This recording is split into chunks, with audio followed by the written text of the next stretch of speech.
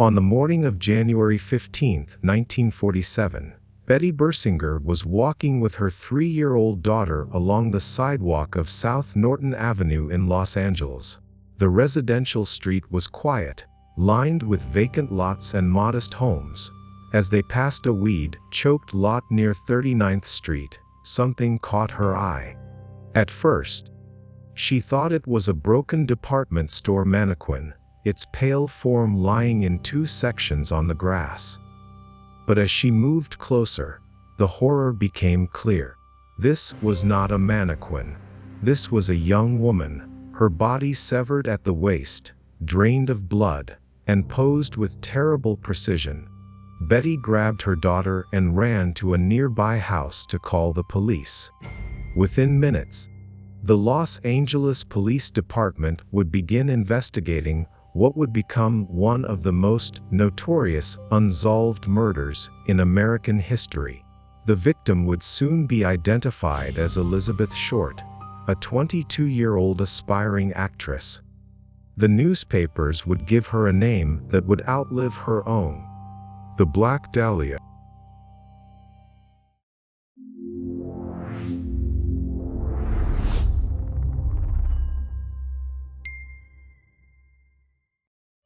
In January of 1947, Los Angeles was a city caught between 2 worlds. The war had ended just 16 months earlier, and Southern California was flooded with veterans returning home and young people seeking fresh starts in the sunshine. The population of Los Angeles County had swelled past 4 million. Hollywood was entering its golden age, churning out films that painted California as a land of opportunity and glamour. But beneath the surface, the city struggled with housing shortages, rising crime rates, and a police force stretched thin across a rapidly expanding metropolitan area. The LAPD in 1947 was a different organization than it would become in later decades. Forensic science was in its infancy. There were no computers, no DNA analysis, no fingerprint databases that could be searched electronically. Detectives relied on shoe leather, witness interviews, and careful examination of physical evidence with the tools available at the time. The department was also dealing with corruption scandals that would eventually lead to major reforms. Organized crime had deep roots in the city, and connections between criminals, politicians, and law enforcement were an open secret.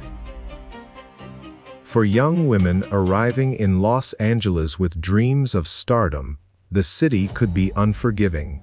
Thousands came every year, most without connections or money.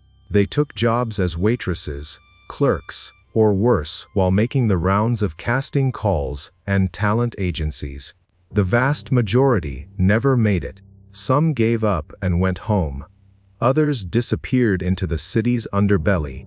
In this environment, a young woman could vanish without anyone noticing for days or weeks. Privacy was still considered paramount. Missing persons cases often went unreported until it was too late. Elizabeth Short was born on July 29, 1924, in Hyde Park, Massachusetts, the third of 5 daughters in a middle-class family. Her father, Cleo Short, had disappeared in 1929 when Elizabeth was 5 years old, abandoning his car near a bridge and leading the family to believe he had committed suicide. Years later, they discovered he had simply left to start over in California. The family struggled through the Depression years. Elizabeth's mother, Phoebe, worked as a bookkeeper to support her daughters. Elizabeth had suffered from severe asthma and bronchitis as a child, and in 1942, at age 18, she traveled to California, supposedly for her health. She stayed with her father briefly in Vallejo, but the relationship was strained, and she soon left. Over the next several years, Elizabeth drifted between California and Massachusetts, working various jobs and staying with friends or in rooming houses. She was described by those who knew her as friendly, somewhat naive, and intensely focused on her dream of becoming an actress. In the months before her death, Elizabeth had been living in San Diego, staying with a woman named Dorothy French and her mother. She worked briefly as a cashier but was let go. She dated several men, including a serviceman she had met earlier. In early January 1947, she told the French family she was going to Berkeley to see her sister.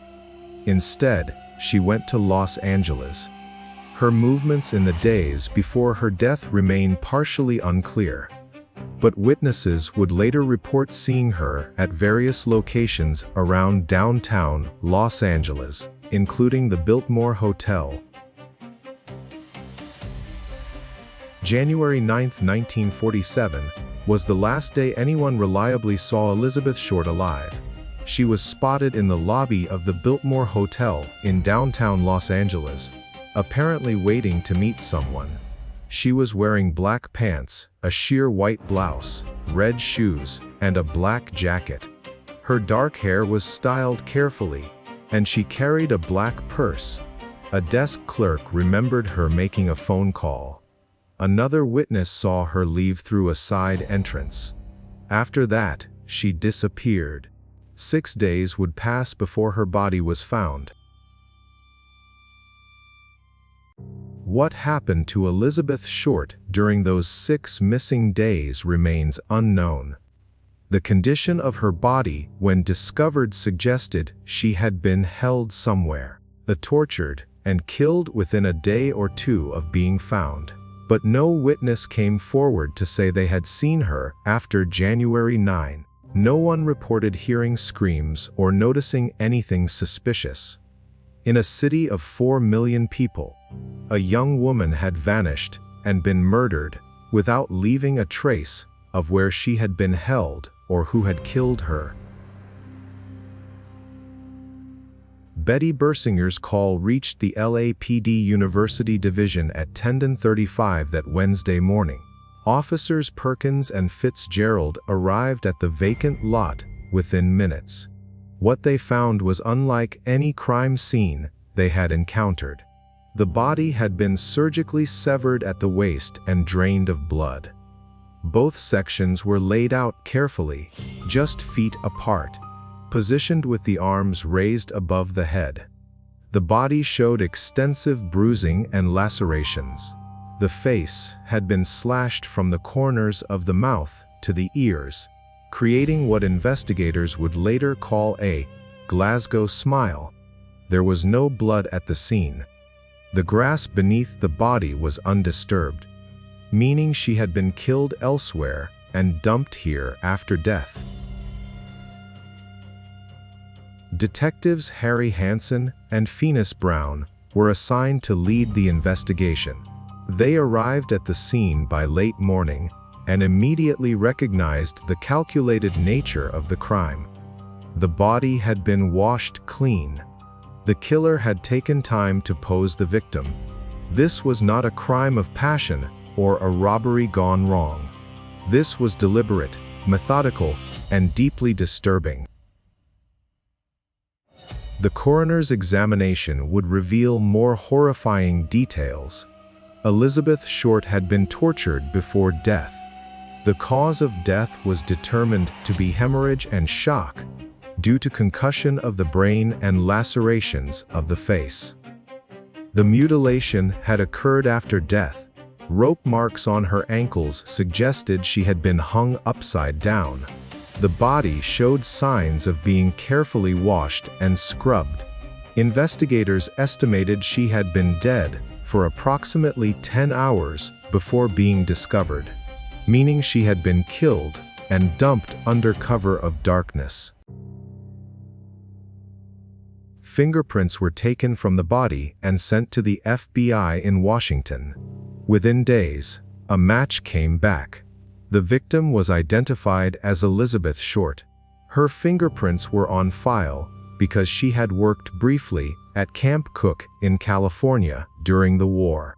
Detectives began the grim task of notifying her family and retracing her final movements. The investigation immediately became the largest in Los Angeles history up to that point. More than 150 officers were assigned to the case. Detectives fanned out across the city, interviewing anyone who might have known Elizabeth Short or seen her in the days before her death. They spoke with residents of rooming houses where she had stayed, men she had dated, and employees at restaurants and hotels where she had been seen.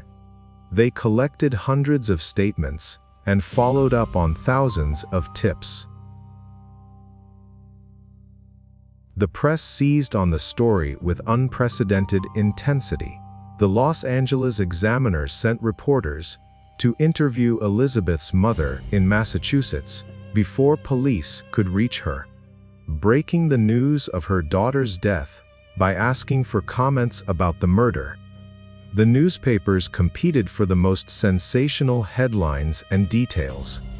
It was a reporter, possibly from the Examiner, who first called Elizabeth the Black Dahlia, a reference to a film noir called The Blue Dahlia that had been released the previous year, and to Elizabeth's preference for wearing black clothing. The media attention was both helpful and harmful to the investigation. On one hand, the publicity generated thousands of tips from the public. On the other hand, it also generated hundreds of false confessions and hoaxes that consumed investigative resources. Detectives had to follow up on every credible lead, no matter how thin. The pressure from the newspapers and the public for a quick resolution was immense. Within a week of the murder, the killer appeared to make contact. On January 21, a package arrived at the Examiner's office. Inside was Elizabeth Short's birth certificate, business cards, photographs, and an address book with one page torn out. The items had been carefully washed with gasoline, presumably to remove fingerprints. A note, made from letters cut from newspaper headlines, read, "Here is Dahlia's belongings. Letter to follow." The package was traced to a post office near downtown Los Angeles, but no witnesses could identify who had mailed it. Days later, a letter arrived at the Examiner, again constructed from cut-out newspaper letters. It read, turning in Wednesday, January 29, 10 a.m. Had my fun at police. Black Dahlia Avenger. The promised surrender never happened. More letters followed over the coming weeks and months, but investigators could never determine which, if any, were genuine communications from the killer. Most were dismissed as hoaxes.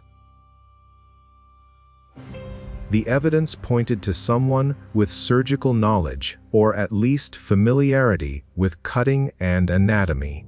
The precision of the bisection suggested either medical training or experience working in a mortuary or butchering. The complete drainage of blood indicated the killer had access to a location with proper facilities, possibly a bathtub or basement where blood could be washed away. The lack of defensive wounds suggested Elizabeth had been restrained or possibly unconscious during the torture. Investigators explored the theory that the killer might be a doctor or medical student. They interviewed physicians, checked records at medical schools, and investigated anyone with surgical training who had any connection, however remote, to Elizabeth Short or the area where her body was found. They came up with no solid leads. The address book that arrived at the Examiner became a key investigative tool.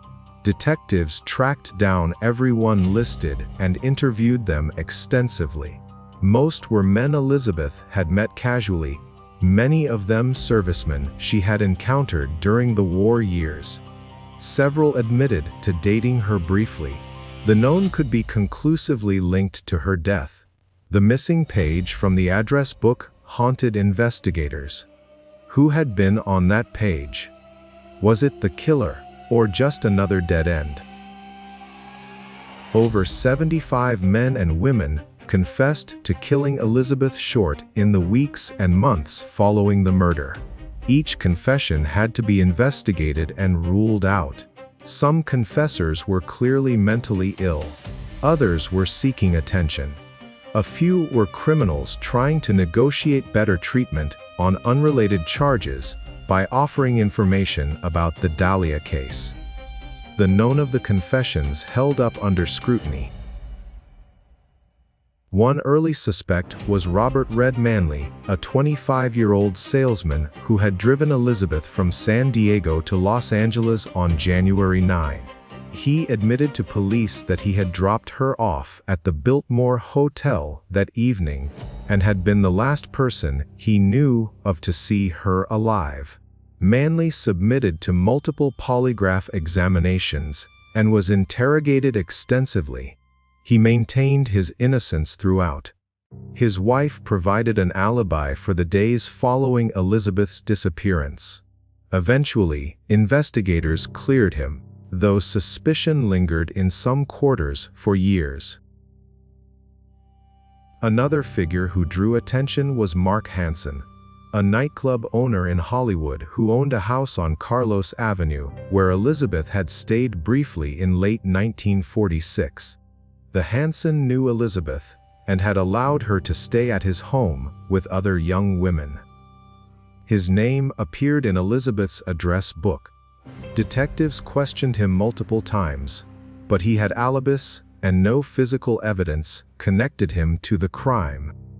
Like many peripheral figures in the case, he remained a person of interest without ever becoming a formal suspect. The investigation also looked into more violent possibilities. Police explored whether the murder was connected to organized crime or to a sadistic killer who might strike again.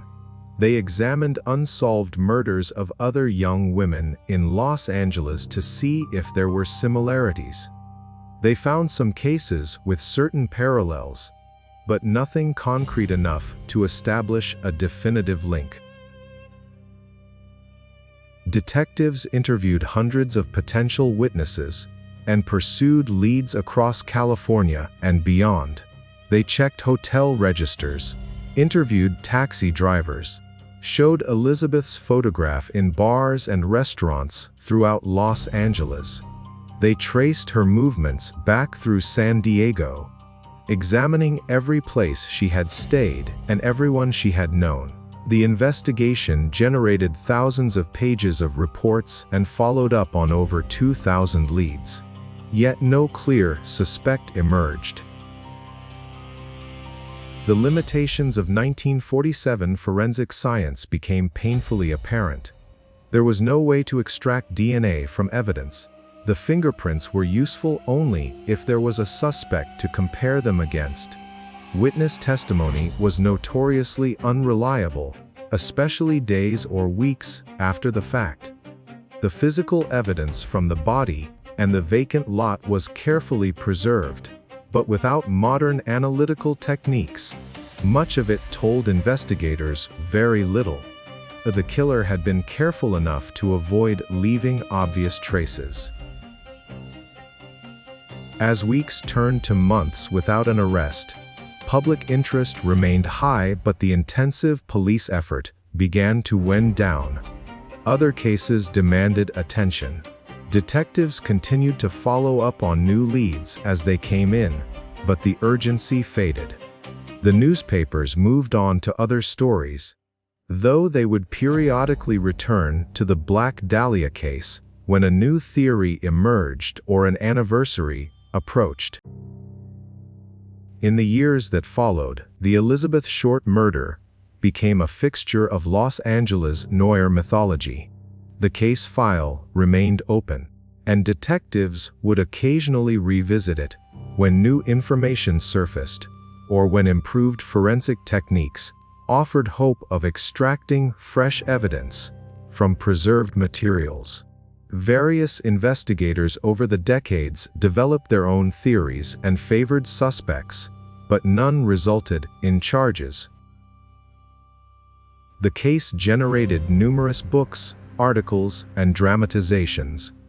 Some authors claim to have solved the murder, pointing to various suspects including doctors, photographers, and even LAPD officers. But none of these theories have been proven, and the official case remains unsolved. The original investigators, including Hansen and Brown, maintained until their deaths that they had strong suspicions about certain individuals, but lacked the evidence needed for prosecution. For Elizabeth Short's family, the murder brought enduring pain and unwanted notoriety. Her mother lived until 1977, never knowing who killed her daughter or why. Her sisters largely avoided public discussion of the case, though the media attention never fully went away. Elizabeth herself became frozen in time, forever 22, known to history primarily through the circumstances of her death, rather than the life she had tried to build. The vacant lot on South Norton Avenue, where her body was found, has long since been built over. The Biltmore Hotel still stands in downtown Los Angeles, though few current guests know its connection to the case.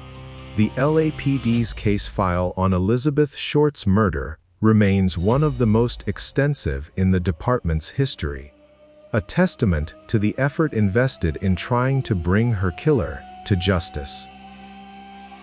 What happened to Elizabeth Short in those 6 missing days in January 1947?